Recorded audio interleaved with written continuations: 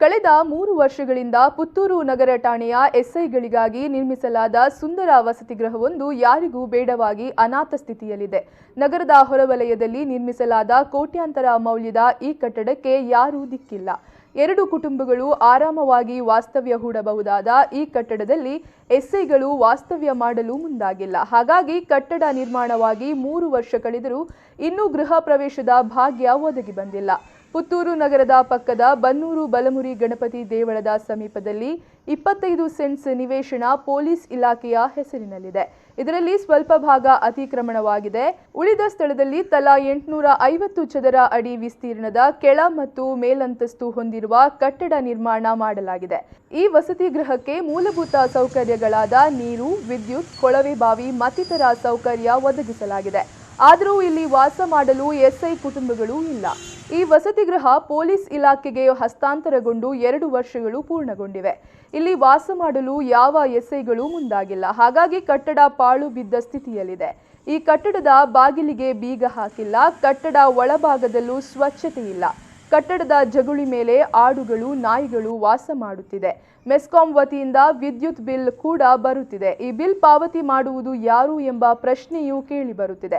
ಈ ನಡುವೆ ಕಟ್ಟಡದ ಕೋಣೆಗಳನ್ನು ಅಕ್ರಮ ಚಟುವಟಿಕೆಗಳಿಗೆ ಬಳಕೆ ಮಾಡಲಾಗುತ್ತಿದೆ ಎಂಬ ಆರೋಪಗಳು ಕೇಳಿ ಬರುತ್ತಿವೆ. ಪಾಳು ಬಿದ್ದಿರುವ ಈ ಕಟ್ಟಡವನ್ನು ರಕ್ಷಣೆ ಮಾಡದಿದ್ದರೆ ಇಲ್ಲಿ ಹಲವು ದಂಧೆಗಳು ಆರಂಭವಾಗುವುದಕ್ಕೆ ಯಾವುದೇ ಸಂದೇಹ ಇಲ್ಲ ಎಂದು ಸ್ಥಳೀಯರು ಮಾಹಿತಿ ನೀಡಿದ್ದಾರೆ. ಪುತ್ತೂರಿನ ಹೃದಯ ಭಾಗದಲ್ಲಿ ಏನು ಕರ್ಮಳದಲ್ಲಿ ಪುತ್ತೂರಿನ ಪೊಲೀಸ್ ಅಧಿಕಾರಿಗಳಿಗೆ ನಿರ್ಮಿಸಿರತಕ್ಕಂಥ ಮನೆಯ ವಾಸ್ತವ್ಯದ ಜಾಗದಲ್ಲಿ ಇವತ್ತು ಕಳೆದ 4 ವರ್ಷಗಳಿಂದ ಇದು ಕಟ್ಟಡ ಪೂರ್ತಿಯಾಗಿದೆ. ಕಟ್ಟಡ ಪೂರ್ತಿಯಾದರೂ ಕೂಡ ಯಾವೊಂದು ಅಧಿಕಾರಿಗಳು ಕೂಡ ಅಲ್ಲಿ ವಾಸಕ್ಕೆ ಹೋಗ್ತಾ ಇಲ್ಲವಂತ ಒಂದು ಹೇಳಿಕೆ ಇದೆ. ಆ ಕಾರಣಕ್ಕೋಸ್ಕರ ಏನು ಆ ಕಟ್ಟಡ ನಿರ್ಮಾಣ ಆಗಿದೆ, ಸರ್ಕಾರದ ಹಣ ಅದಕ್ಕೆ ಲಕ್ಷಾಂತರ ರೂಪಾಯಿ ವೆಚ್ಚವಾಗಿ ವಿನಿಯೋಗ ಆಗಿದೆ. ಅದನ್ನು ಬಳಸಿಕೊಳ್ಬೇಕಾದಂಥ ಒಂದು ವ್ಯವಸ್ಥೆ ಪೊಲೀಸ್ ಇಲಾಖೆಯಿಂದ ಆಗಬೇಕಿತ್ತು. ಆದರೆ ಯಾವೊಂದು ಅಧಿಕಾರಿಗಳು ಕೂಡ ಆ ಮನೆಯಲ್ಲಿ ವಾಸ್ತವ್ಯ ಇರಲಿಕ್ಕೆ ತಯಾರಿ ಇರುವುದಿಲ್ಲ.